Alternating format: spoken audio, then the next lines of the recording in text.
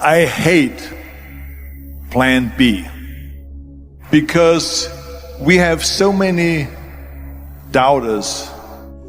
We have so many of those people that say no and you can't do it, it's impossible. But when you start doubting yourself, that's very dangerous. Because now what you're basically saying is that if my plan doesn't work, I have a fallback plan, I have a plan B. And that means that you start thinking about plan B, and every thought that you put into plan B, you're taking away now that thought and that energy from plan A. We function better if there is no safety net, because plan B becomes a safety net. It says that if I fail, then I fall and I get picked up and I have something else there that will protect me. And that's not good, because people perform better when there's no safety net. People perform better in sports and everything else if you don't have a plan B. I'm telling you, I've never ever had a plan B. I made a full commitment that I'm gonna go and be a bodybuilding champion. I made a full commitment that I'm gonna be in America. I made a full commitment that I'm gonna get into show business and I'm going to be a leading man. No matter what it takes, I will do the work. I will do the work over and over and over until I get it. What is if I fail, then I don't have anything else? Well, let me tell you something. Don't be afraid of failing, because there's nothing wrong with failing. You have to fail in order to climb that ladder. There's no one that doesn't fail. Michael Jordan said in one of his interviews, when they said, "You are unbelievable, you're the greatest basketball player of all times." I mean, tell me about that. And he says, well, you're just mentioning the successes. But he says, for me to become the greatest basketball player, I missed 9,000 shots when I was playing basketball at the NBA games. So during these games that he was so successful, he missed 9,000 shots. Does it make him a failure? No. He's one of the greatest basketball players of all times, but he failed 9,000 times. Do you get it? We all fail. It's okay. What is not okay is that when you fail, you stay down. Whoever stays down is a loser. And winners will fail and get up. Fail and get up. Fail and get up. You always get up. That is a winner. That is a winner. We all lose. We all have losses. This is okay. And this is why I say don't be worried about losing, because when you're afraid of losing, then you get frozen. You get stiff, you're not relaxed. You got to be, in order to perform well in anything, if it's in boxing or if it is on your job or with your thinking, is only happening when you relax. So relax. It's okay to fail. Let's just go all out and give it everything that you got. That's what it is all about. So don't be afraid to fail.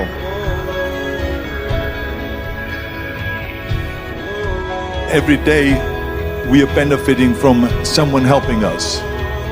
That's why I said earlier, there's no such thing as a self-made man. I mean, when you think about it, you're born and you need your parents to raise you. You need your teachers to teach you. You need your coaches to do sports.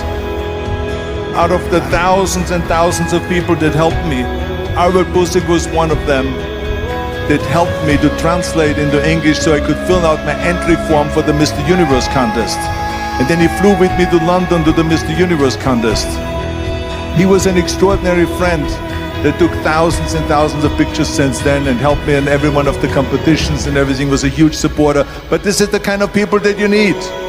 We need help. We need help.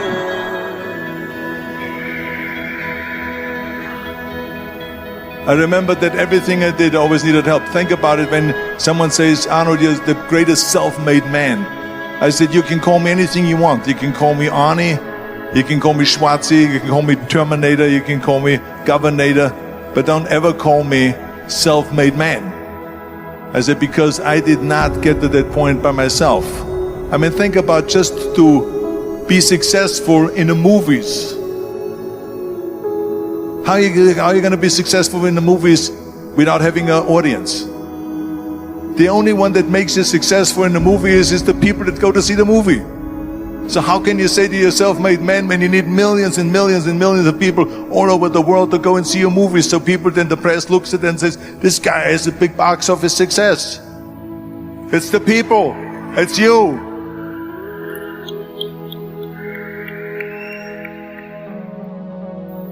You can only feel complete as a person if you think about what can you do for your fellow member around you that maybe needs help. I felt like that everyone has a different motivation why you get into that. I was an immigrant going to America, and I saw how America was the most generous country in the world. I mean, they opened up their arms to me, they helped me, they invited me for Thanksgiving dinner, the people, they helped me. And I saw that firsthand, this generosity in America. And I said to myself, as an immigrant that is being embraced with open arms, that I need to go and make sure that I give something back. That because I started thinking about how did America become such a great country? How did America become such a generous country? Well, I look back in history and I realized that people have fought for America, and people have died for America, and people have suffered for America. And so it's my job now to contribute to keep it as being the #1 country in the world. And this is when I started feeling obligated, and I said to myself, so what can I do? I'm a bodybuilder, what can I do? Well, then I realized when I saw Special Olympics that I can help and train Special Olympians. And so we started getting involved in Special Olympics, and in no time I proposed to them to start powerlifting in Special Olympics. To have deadlift, which was a safe thing to do, and to have bench press, which was a safe thing to do. And it became the #1 sports in Special Olympics, powerlifting. They always have a packed hall of 5,000 people. And I became the national trainer and the international trainer of Special Olympics.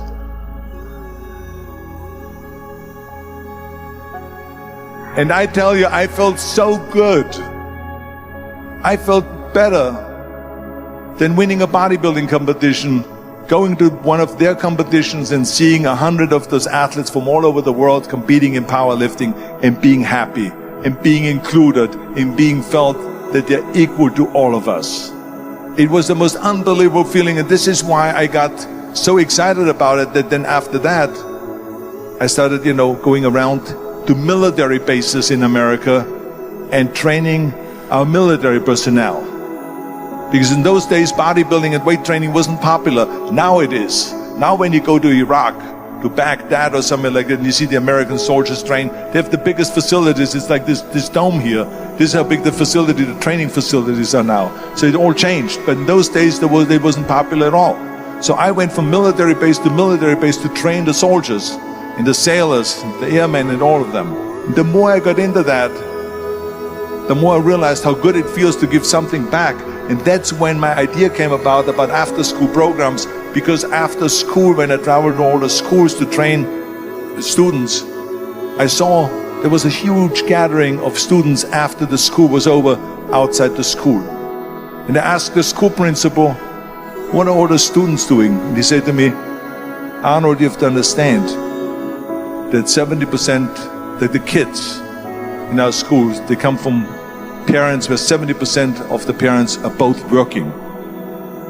So therefore there's no one there picking them up. So that's got me the idea to start after school programs, to keep those kids in school while the parents are working, and to offer them homework assistance, tutoring, sports and fitness programs and arts programs, music and painting and so on. And it became a huge success. So as you know, it becomes addictive. So it becomes addictive. So then when, of course, when they became very successful, now we have after-school programs all over the United States. Then, of course, when 2003 happened, where there was a governor's race in California, I said to myself, now is my chance to jump in there and to really give everything. And people said to me, says, are you crazy to run for governor? When you're governor, he says, you cannot go and make movies anymore. I mean, I know that you can't run the state and make movies. Of course not. He says, well, you would lose all these millions of dollars. I mean, you're getting 20, 25, $30 million a movie, you will lose that. And I say, I don't care. I say, all the money that I made is because of America. My success is because of America. Everything that I've accomplished is because of America. I said, so for me now to give something back for 7 years and not to make money makes no difference to me. I said, I'm gonna do it. And I jumped in the end of the race and did it. And let me tell you something. I'm not poor because those 7 years I didn't get paid. I'm perfectly fine. And it made me feel good that I could give back to America.